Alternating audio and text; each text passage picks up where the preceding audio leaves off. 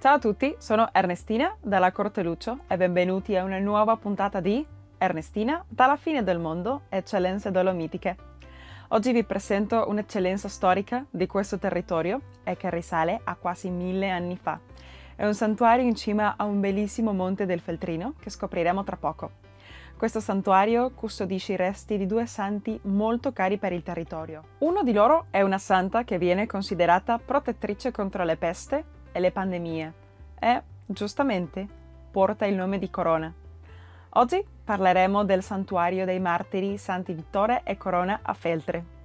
Questi santi del secondo secolo d.C., martiri entrambi, riposano in un santuario a loro dedicato in un monte che si trova vicino al confine tra Belluno e Treviso. Sono i protettori della città di Feltre e vengono ricordati il 14 maggio, festa dei santi martiri Vittore e Corona. Entrambi hanno una storia molto interessante quanto tragica. Ma entriamo adesso nel mondo delle leggende antiche, dove scopriremo una leggenda molto speciale che racconta come furono i propri santi martiri Vittore e Corona a scegliere quel posto preciso in un modo miracoloso, dove poi si costruirà il monastero Basilica Santuario. È situato a pochi chilometri da Feltre, sulle pendici dell'alto e bello Monte Miesna, a strapiombo di una roccia dirupata, da dove abbiamo una vista panoramica stupenda della località di Anzù. Di fronte alle bellissime vette delle Dolomiti feltrine, la collocazione del santuario è particolarmente suggestiva. Questo santuario è considerato l'ultimo edificio romanico ancora intatto della provincia di Belluno e, data la sua posizione strategica, diventa un simbolo dell'unione tra Belluno e Treviso. Ma andiamo prima alla scoperta di chi sono stati i santi Vittore e Corona, oggi patroni di Feltre e di altre città del Veneto e dell'Italia.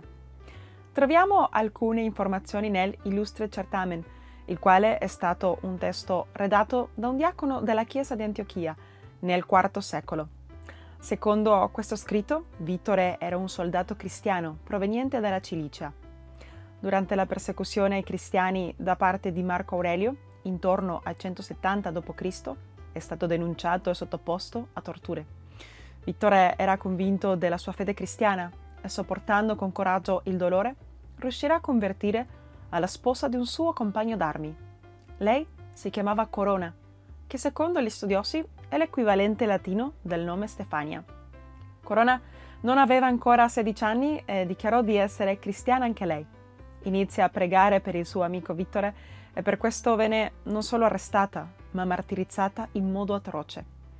Corona sarà sottoposta a un interrogatorio da parte delle autorità romane, dopo il quale muore in un modo molto doloroso.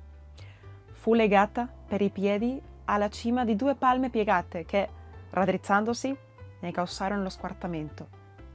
Invece Vittore è stato decapitato e morirà anche lui per la sua fede. Gli studiosi non sono ancora d'accordo in merito alla data o il posto preciso della loro morte, entrambi martirizzati insieme, ma secondo il martirologio romano li commemora il 14 maggio e riporta solo che la morte è avvenuta in Siria.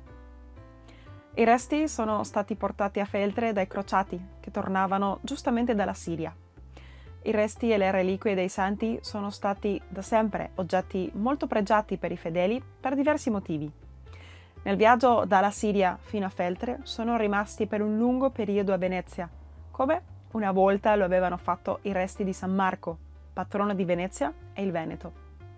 Ma quel luogo a Feltre non è stata una destinazione scelta dai crociati.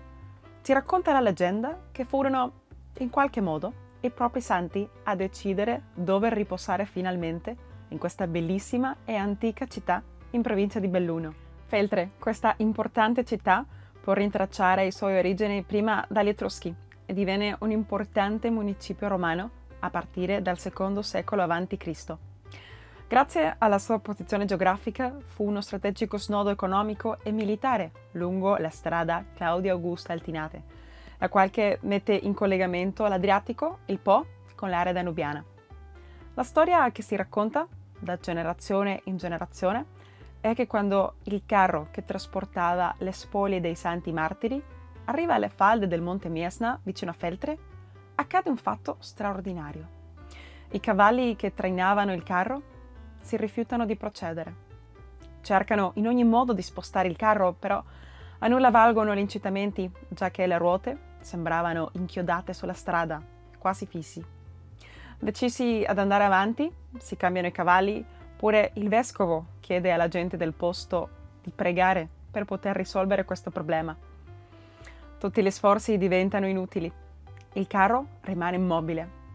Ma racconta la leggenda che nella notte San Vittore, vestito da soldato e sfolgorante di luce, appare ad un'umile donna di Anzù, a chi indica di attaccare al carro le sue 2 vaccherelle e di lasciarle libere su per la costa.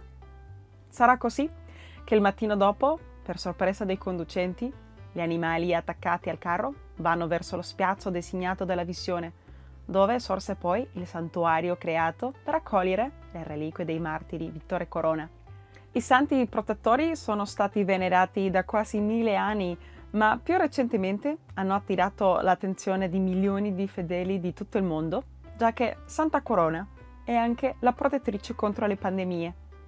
Il suo nome ci fa pensare subito a una pandemia che ci colpisce duramente da fine 2019, il coronavirus. Nella cattedrale di Aquisgrán viene venerata e riconosciuta non solo come protettrice contro le pandemie.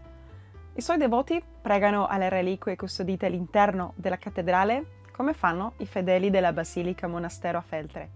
Ma questo bellissimo santuario con tratti orientali di stile romanico, con affreschi della scuola di Giotto e imponenti sculture, meritano un'intera puntata, nella quale parleremo di questa imperdibile eccellenza dolomitica.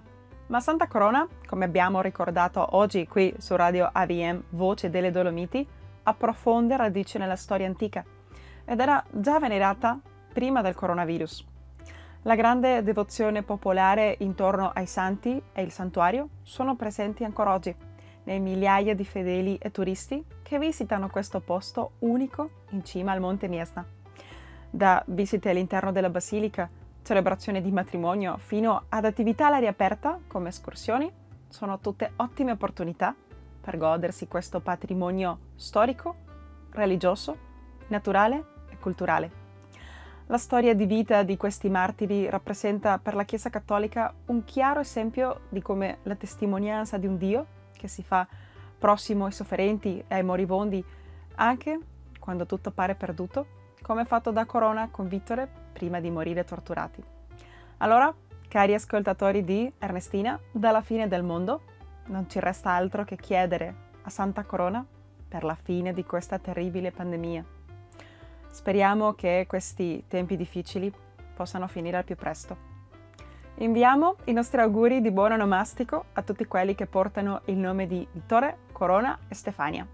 Intanto io vi saluto da qui, dalla fine del mondo. Arrivederci amici e come dice il nostro motto, vicini e lontani, mai soli. Ringraziamo Ignazio dalla Corte Lucio per la musica e il montaggio.